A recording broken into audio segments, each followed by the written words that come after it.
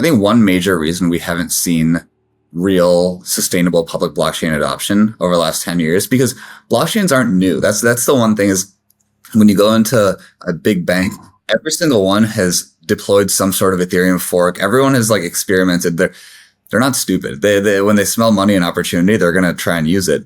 The problem is they couldn't use public blockchains because in the name, everything was public. And that's just such a non-starter. So it's not only the regulatory overhang that is now clearing, but it's also the fact that there wasn't robust, sophisticated privacy technology. And that's another reason why the stars are all aligned, because all of that is ready now. And that's a byproduct of, specifically in the Ethereum ecosystem, billions of dollars going into ZK research. The only way to do privacy, in our view, correctly is to have programmable expressive privacy on public blockchains. Otherwise, other chains are fully private, and then that's the financial sector all over again. So you may as well just like stick with the existing infrastructure.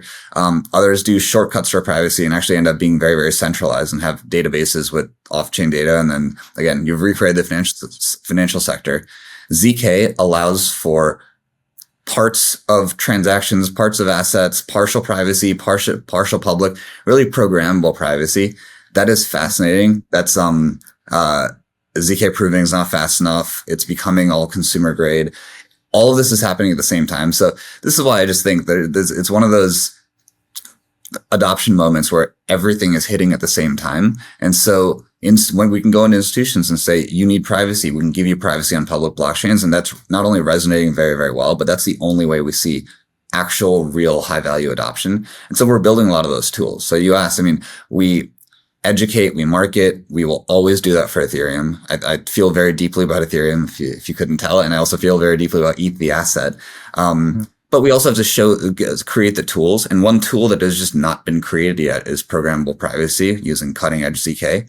And Lighter has actually done a really good job with that. Actually, I mean, they're now getting into the cutting edge, but we're doing a lot of that too. And it's not only is it inspiring because ZK is a talent magnet, but it lets us solve real problems. So long-winded answer to your question is privacy is here, privacy is ready, privacy is programmable, and we need to add it at the application layer as well as optionally at the blockchain layer, which a lot of others have done.